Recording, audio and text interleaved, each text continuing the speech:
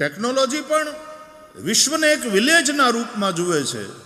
ટેકનોલોજીનો એટલો બધો વિકાસ થયો છે. World has change into a global village. પણ એક ગામમાં પણ ઘણા બધા લોકો હોઈ શકે. લોકોની વચ્ચે કનેક્ટિવિટી વધે,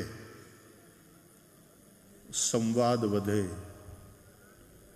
ડિસ્ટન્સ ઘટે, લોકોના કામ ઝડપથી થાય,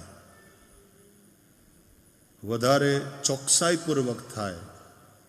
આ બધી વાતને ટેકનોલોજી સુનિશ્ચિત કરે છે અને એવું થઈ રહ્યું છે. એ વાત સારી વાત છે, પણ મારે કેટલાક પ્રશ્ન કરવા છે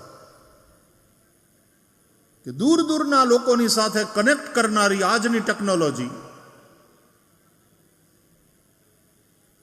આપણા ઇલેક્ટ્રોનિક ગેજેટ્સ, આપણા સેલ ફોન્સ, આપણા કમ્પ્યુટર, આપણું ઇન્ટરનેટ, દૂર દૂરના બધાની સાથે આપણને કનેક્ટ કરી આપે છે. પણ તમને નથી લાગતું કે ઘરના લોકોથી જ માણસ ધીરે ધીરે ડિસ્કનેક્ટ થતો જાય છે?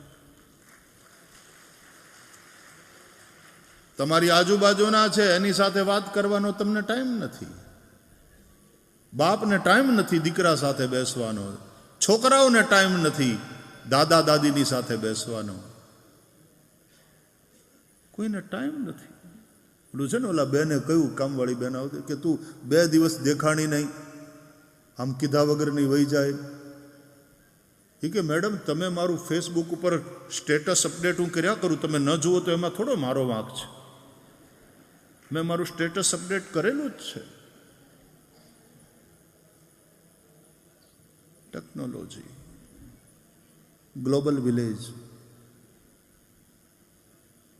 Yes, they connect, but at the same time they disconnect from our own people.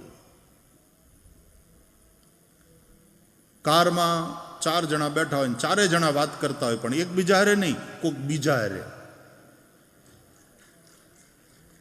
નહીં તો એક સમય હતો કે કારની અંદર મીટિંગ થતી તો બહુ સારી થતી, કોઈ ડિસ્ટર્બન્સ જ નહીં.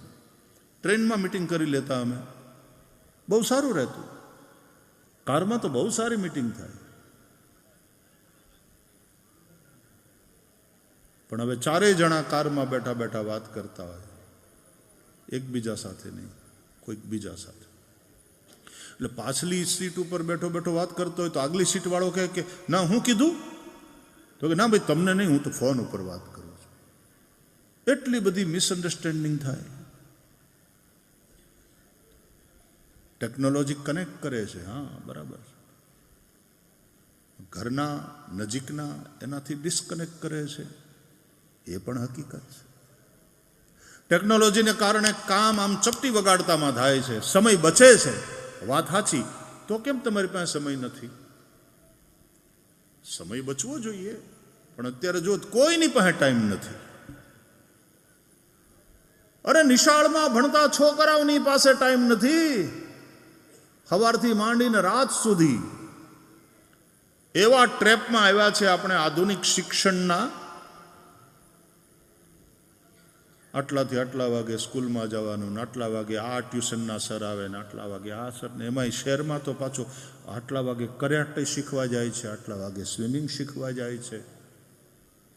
હે ભગવાન, છોકરાઓની પાસેથી એનું બાળપણ છીનવી લેવાનું પાપ કરી રહ્યા છીએ આપણે.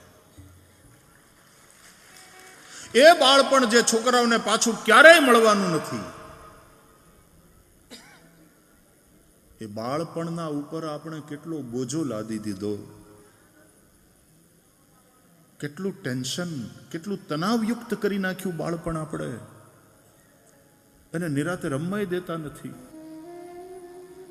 આપણે બુદ્ધિના વિકાસ ઉપર બહુ અત્યારે જોર દઈએ છીએ અને એનું પરિણામ એ નીકળ્યું કે છોકરાઓ સ્માર્ટ થતા જાય.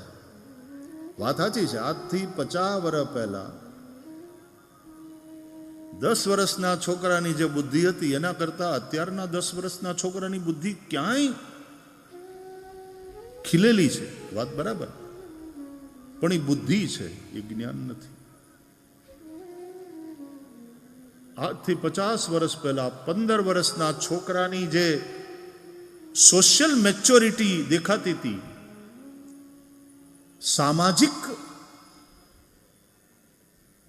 એક પરિપક્વતા, મારે સમાજમાં રહેવાનું છે, મારે મારા પરિવાર માટે કંઈક કરી છૂટવાનું છે, મારે મારા ગામ માટે કંઈક કરવાનું છે, અને એના માટેની પરિપક્વતા અને કમિટમેન્ટ એ વખતે જે હતું એ અત્યારે 30 વર્ષ સુધી ભણ્યા જ કરે ને પછી પાછા 10 વર્ષ મારું કરિયર, પહેલા હું બરાબર સેટ થાઉં. સમાજ માટે કે રાષ્ટ્ર માટે વિચારવાનો જ ટાઈમ ના હોય, કારણ કે પોતે પોતાના જ સંઘર્ષમાં એટલો બધો બિઝી છે, રત છે, અને પછી આટલો તણાવમાં રહે એટલે પોતાનું એન્ટરટેનમેન્ટ, પોતાનું career, I want my space, આવું કહેતી થઈ છે આજની પેઢી. અને એના માટે પછી મા બાપ માટે સમય ન હોય એની પાસે, સમાજ માટે સમય ન હોય. ટેકનોલોજી આપણને ક્યાં મૂક્યા? આપણો સમય બચાવ્યો કે ટેકનોલોજી ખાઈ ગઈ? ભારતનો આમ નાગરિક અત્યારે આ ડેટા બધા સસ્તા થઈ ગયા છે એટલે 3-3.5 કલાક સોશિયલ મીડિયા ઉપર રહે છે. આની આ ટેકનોલોજી જે સમય બચાવી શકે એ આપણો સમય ખાઈ જાય છે.